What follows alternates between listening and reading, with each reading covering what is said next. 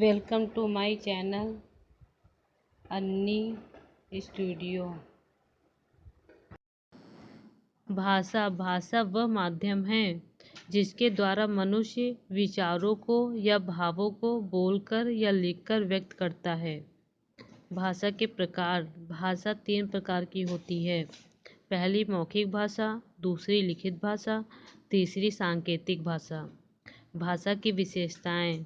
भाषा में निम्नलिखित विशेषताएं होती हैं। पहली भाषा प्रतीकात्मक है, दूसरी भाषा ध्वनिमय है, तीसरी भाषा का संबंध मनुष्य से है, चौथी भाषा मुख से उच्चारित होती है, पांचवी भाषा एक व्यवस्था है जो अनुक्रमण से आती है, छठी भाषा परिवर्तनशील है, सातवीं भाषा की क्षेत्रीय सीमा होती है, आठवीं भाषा सरलता एवं प्रवणता की दिशा में सतत गतिशील होती है, नवीं भाषा का विकास नदी की धारा के समान आबाद गति से होता रहता है। अक्षर या वर्ण। भाषा का वह छोटे से छोटा भाग जिसके टुकड़े न हो सकें, जैसे छोटा, बड़ा, छोटी, बड़ी आदि। शब्द। अक्षरों के योग से बनने वाले ध्वनि समूह को शब्द कहते हैं, जैसे आना, जाना, रात, दिन आदि। वाक्य। सार्थक शब्दों का ऐसा समूह जिसका कोई अर्थ हो वाक्य कहलाता है, जैसे राम घर जाता है।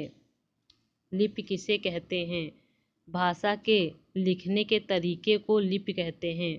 भाषा के उच्चरित स्वरूप को लिखने के लिए जिन चिन्हों का प्रयोग किया जाता है उसे लिपि कहते हैं। विभिन्न भाषाएं व उनकी लिपि। जैसे भाषा और लिपि।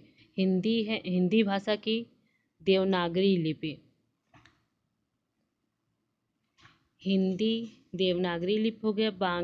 बांग्ला लिपि होती है। पंजाबी भाषा की गुरुमुखी लिपि, गुजराती की मलयालम, अंग्रेजी की रोमन, मलयालम की गुजराती, संस्कृत की देवनागरी, उर्दू की फारसी, नेपाली की देवनागरी, कोंकणी की देवनागरी, डोगरी की देवनागरी।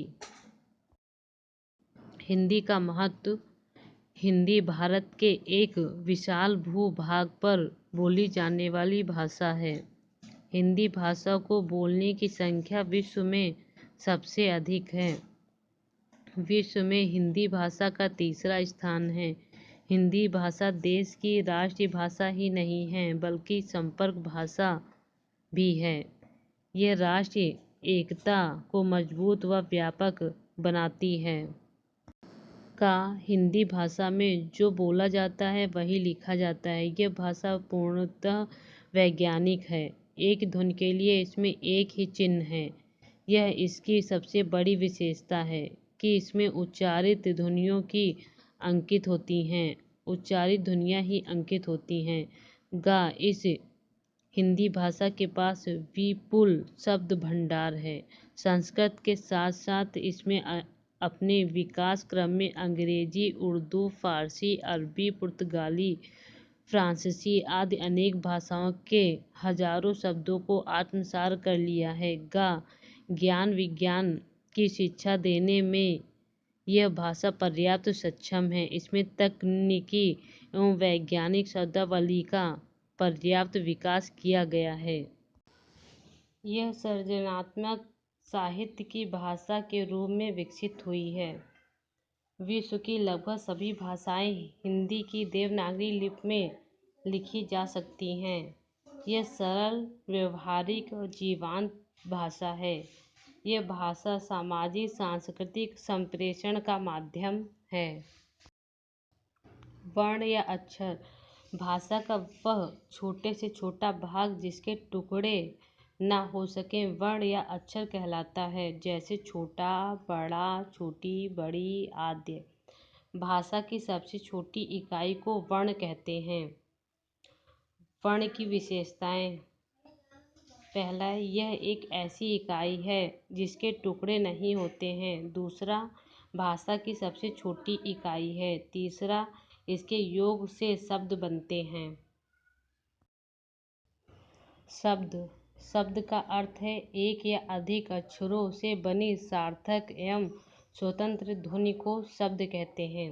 शब्द के भेद। शब्दों को 4 भागों में बांटा गया है।